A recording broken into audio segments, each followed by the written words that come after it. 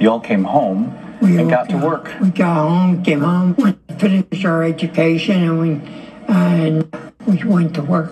Hello, Mr. Loser. How are you? The principal and the students who are now nearly Jake's age when he was sent off to the war. The world we live in today is no accident. The freedom we enjoy today is a result of the actions of heroic folks like Mr. Rooser. The students fixed on Jake's words about the combat medics who would go out into no man's land, German snipers waiting.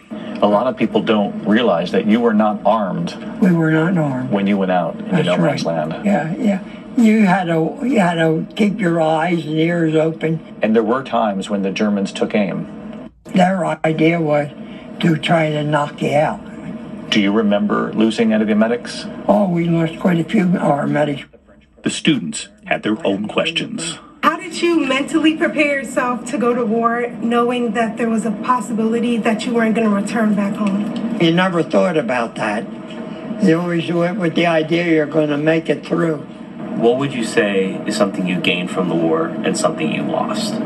I think it made you grow up sooner. I'll tell you what, you did an awful lot of praying, at least I did. Thank you for your service. I mean, you put your life on the line. Oh, thank you.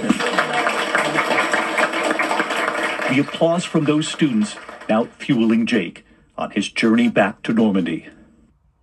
It's impressive, isn't it? Alan Kinder from Gainesville, Georgia, going back too after answering the call 80 years ago. It would have been terrible not to have been in it at the time. Personal life was important to everybody, you know. Irving Locker in Oxford, Florida, getting ready too. That's my helmet during the war. There's a reason he's going. People have to know that freedom is not free. So I'm doing that now with my full heart and conscience. And back at that towing garage in New Jersey, Tim is getting ready for the journey. At 102 years old, to go back 80 years later. That's something that gets to me. 80 years. And the people of Normandy are still honoring us. We should note here tonight that over the course of the last 5 years, we have lost some of the veterans we have been following. Their families tonight telling us, please keep their stories alive too. They also told us they are grateful that many of their brothers are still returning to Normandy. Tomorrow here, I will sit down with them not far from here on Utah Beach, where they landed 80 years ago. When we come back,